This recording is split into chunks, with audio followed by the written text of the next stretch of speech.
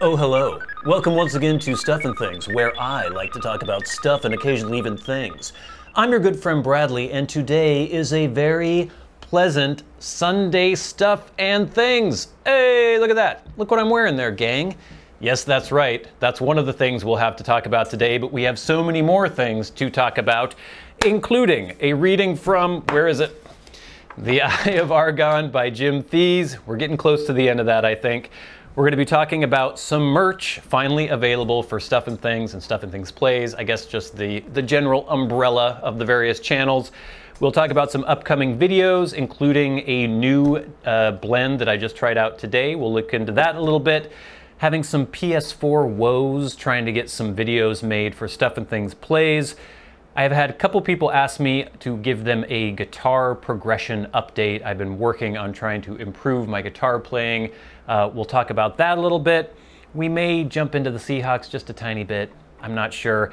And then, of course, we have lots of questions somewhere here from you in hashtag #AskStuffandThings. We didn't have an hashtag #AskStuffandThings section last week, so I'm cramming some more in this week. But gang, we need to get through this because there is a lot to get through. So first of all, the reading from Jim Theis, one of the worst / best science fiction / fantasy novellas ever written. We were just finishing just beginning chapter 7, I believe. No, actually we're halfway through chapter 7.5, but now it is time to continue our reading of The Eye of Argon by Jim Theis. Presently, Carthena came upon the panel, concealed amongst the other granite slabs and discernible only by the burned-out cresset above it. As I pushed the cresset aside, pushed the panel inwards, he's misspelled his own character's name. Katrana motioned to the panel she was referring to and twisted the cresset in a counterclockwise motion. Grigner braced his right shoulder against the walling, concentrating the force of his bulk against it. The slab gradually swung inward with a slight grating sound. Carthena stopped beneath Grigner's corded arms and crawled upon all fours into the passage beyond. Grigner followed after, easing the slab back into place. Getting quite the view there, Grigner. Winding before the pair was a dark, musty tunnel, exhibiting tangled spider webs from it ceiling to wall and an oozing, sicky slime running lazily upon its floor. Hanging from the chipped wall upon Griggen R's right side was a half-mouldered corpse, its gray, flacking arms held in place by rusted iron mankles. Carthena flinched back into Grigner's arms at sight of the leering Set, in an ugly, distorted grimace, staring horribly at her from hollow, gaping sockets. This alcove... Is this her? Him? This alcove must be used by Agaphim as a torture chamber. I wonder how many of his enemies have disappeared into these haunts, never to be heard from again, pondered the hulking brute. Let us flee before we are also caught within Agaphim's ghastly clutches. The exit from this tunnel cannot be very far from here, said Carthena with a slight sob to her voice as she sagged in Grigner's encompassing embrace. Aye, it would be best to be finished with this corridor as soon as it is possible. But why do you flinch from the sight of death so? You have seen so much death this day without exhibiting such emotions, exclaimed Grigner as he led her trembling form along the dingy confines. The man hanging from the wall was Doyanta. He had committed the folly of showing affection for me in front of Agaphim. He never meant any harm by his actions. At this, Carthena broke into a slow, steady whimpering, chalking her voice with gasping sobs. There was never anything between us, yet Agaphim did this to him. The beast! May the demons of hell's deepest haunts claw away at his wretched flesh for this merciless act, she prayed. I detect that you felt more for this fellow than you wished to let on. But enough of this. We can talk of such matters after we are once more free to do so. With this, Grigner lifted the grieved female to her feet and strode onward down the corridor, supporting the bulk of her weight with his surging left arm. Presently, a dim light was perceptible, flittering into the tunnel, casting a dim reddish hue upon the moldy wall of the passage's grim confines. Carthena had ceased her whimpering and partially regained her composure. The tunnel's end must be nearing. Rays of sunlight are beginning to seep into... Grigner claimed his right hand over Carthena's mouth with a slight struggle, pulled her over to the shadows at the right wall of the path, while at the same time thrusting his torch beneath an overhanging stone to smother its flickering rays. Be silent! I can hear footfalls approaching through the tunnel, growled Grigner in a hushed tone. All that you hear are the horses corralled at the far end of the tunnel. There is a further sign that we are nearing our goal, she stated. All that you hear is less than I hear. I heard footsteps coming towards us. Silence yourself, that we may find out whom we are being brought into contact with. I doubt that any would have thought as yet of searching this passage for us. The advantages of surprise will be on our side, Grigner warned. And there, I think we'll end. Oh yeah, okay, so we only have... Okay, we have to go a little bit further, and then I think next week will be the last reading. Carthena cast her eyes downward and ceased any further pursuit towards conversation, an irritating habit in which she had gained an amazing proficiency. Two figures came into the pair's view from around a turn in the tunnel. They were clothed in rich, luxuriant silks and rambling on in conversation while ignorant of their crouching foes waiting in an ambush ahead. That barbarian dog is cringing beneath the weight of the lash at this moment, sire. He shall cause no more disturbance. Aye, and so it is with any who dare to cross the path of Sargon's chosen one, said the second man. But the peasants are showing signs of growing unrest. They complain that they cannot feed their families while burdened with your taxes. I shall teach those sluts the meaning of humility.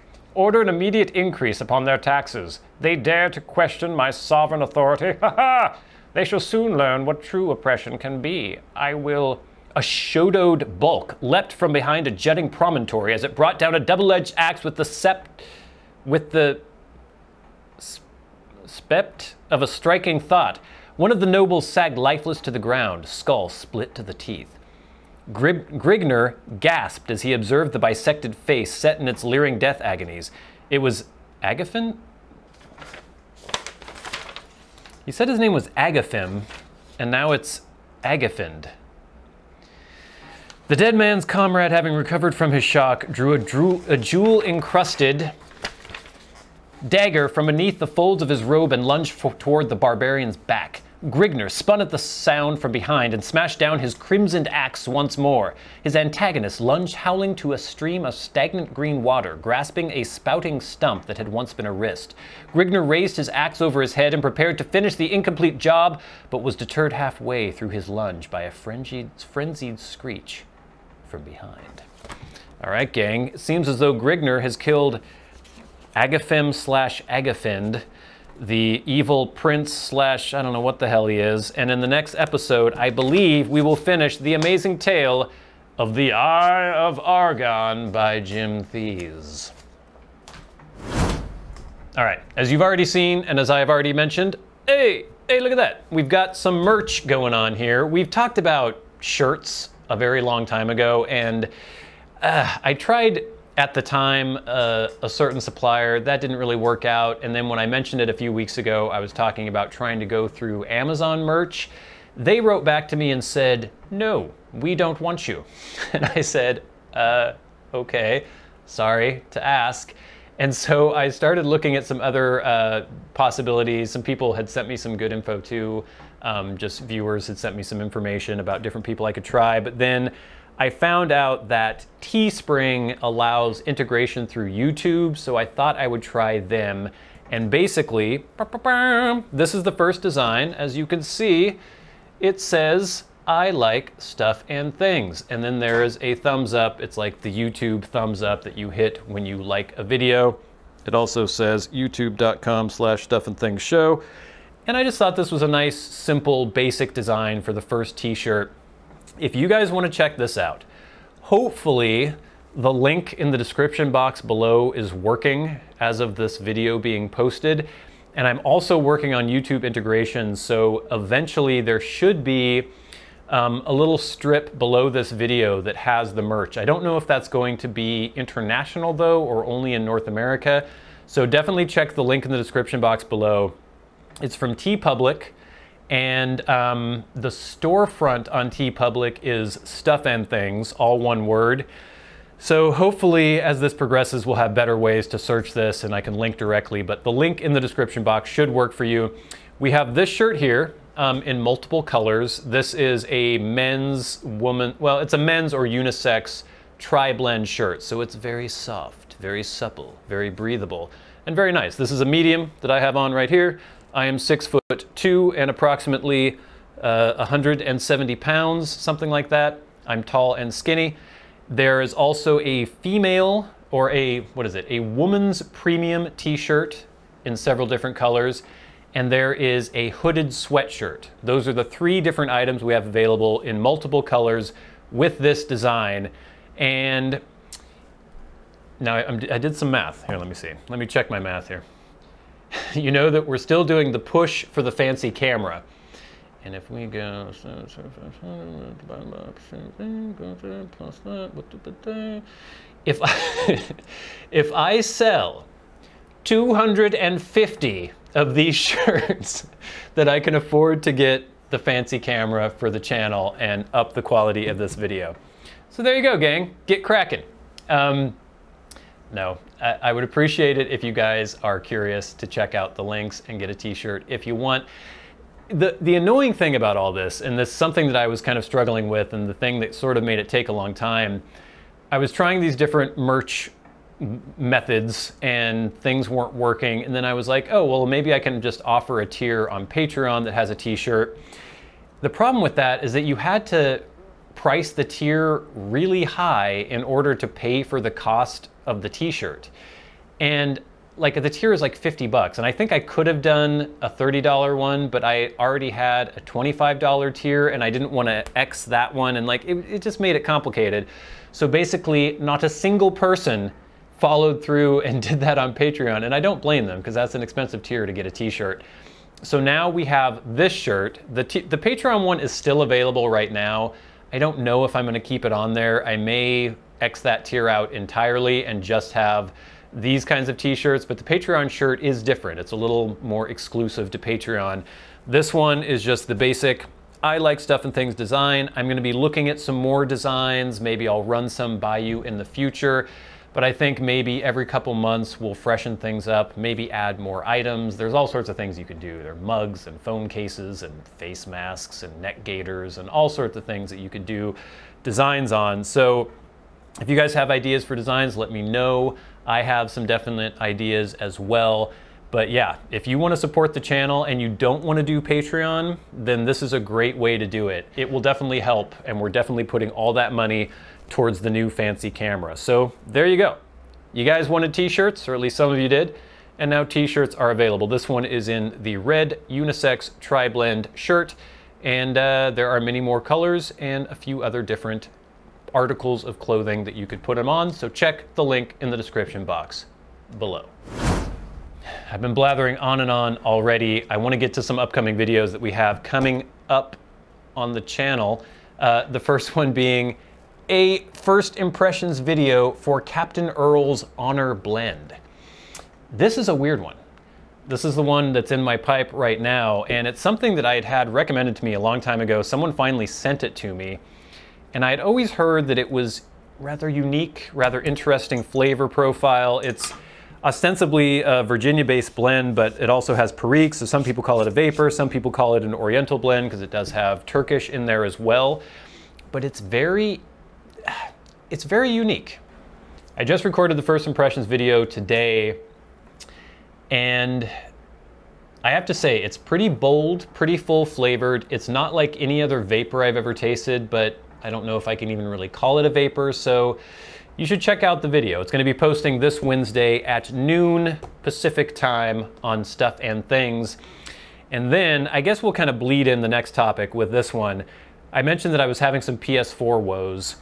I got a PlayStation 4 Pro 2 years ago, not quite 2 years ago, and it was when Red Dead Redemption 2 was coming out, and I got it for the channel. We did a whole playthrough of Red Dead Redemption 2. I've been having some issues with it. Basically issues where I turn it on and nothing happens.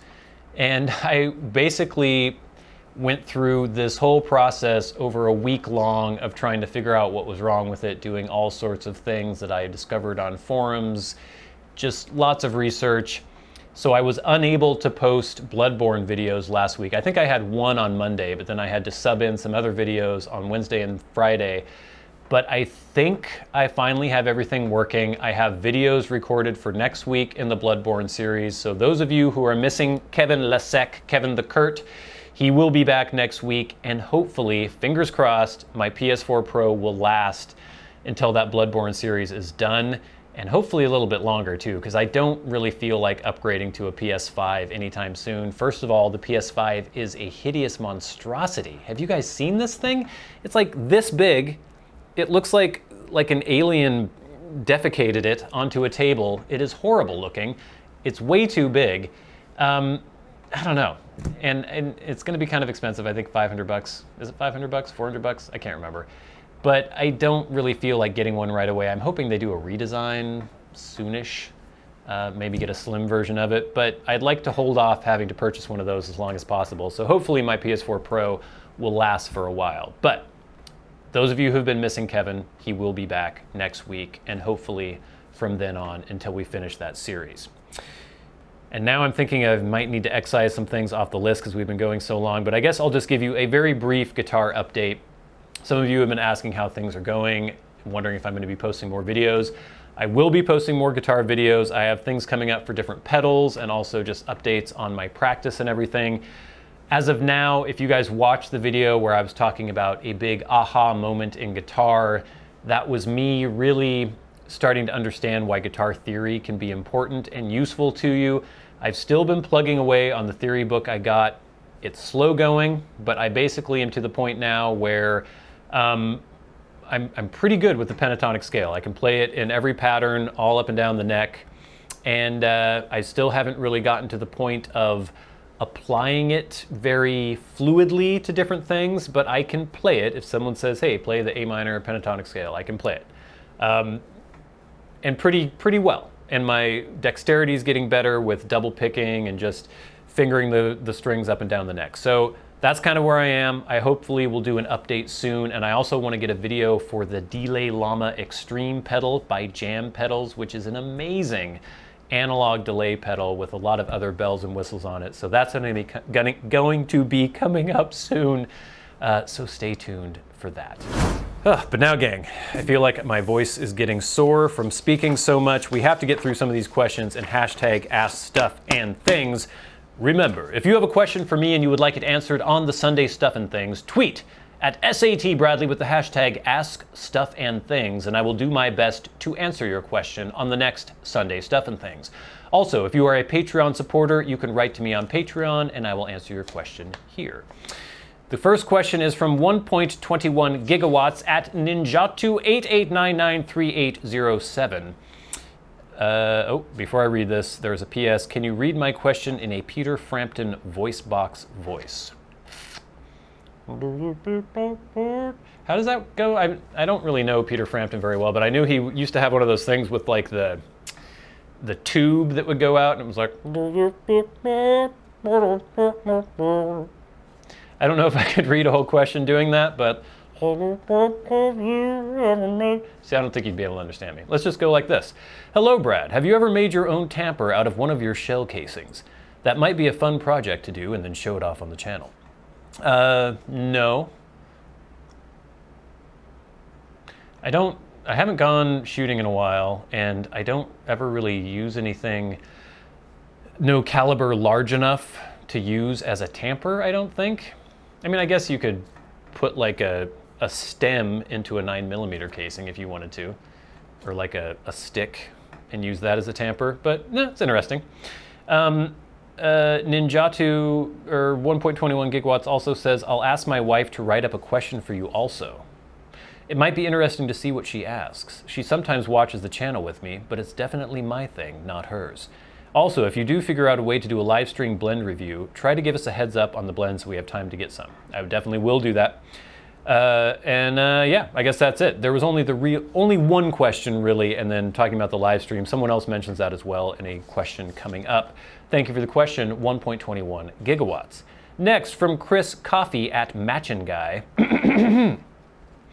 I'm packing my pipe with some Elizabethan mixture, and I just ran into a piece of what looks like broken flake. Do ribbon cuts start off as flakes?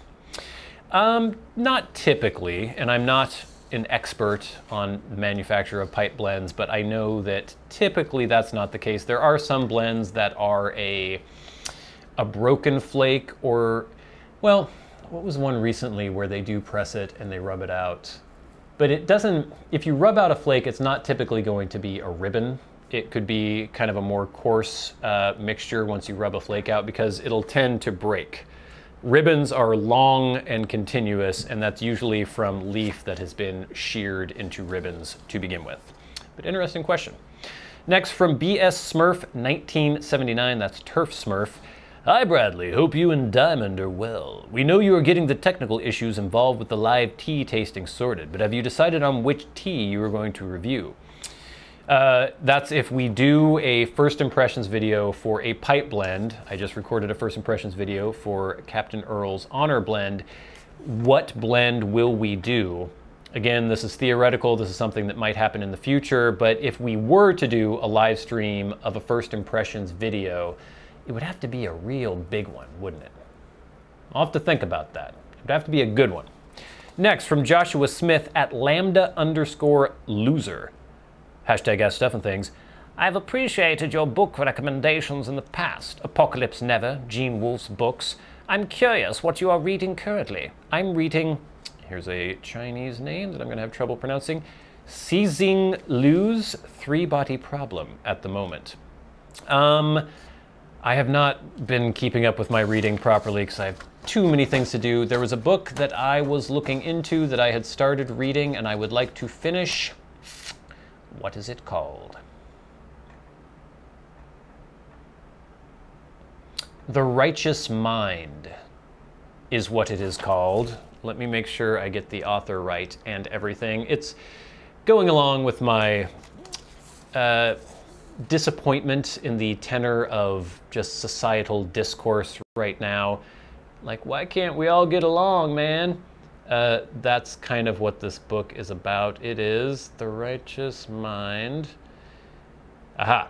The Righteous Mind, Why Good People Are Divided by Politics and Religion by Jonathan Haidt. It's actually spelled H-A-I-D-T, but apparently it is pronounced Haidt.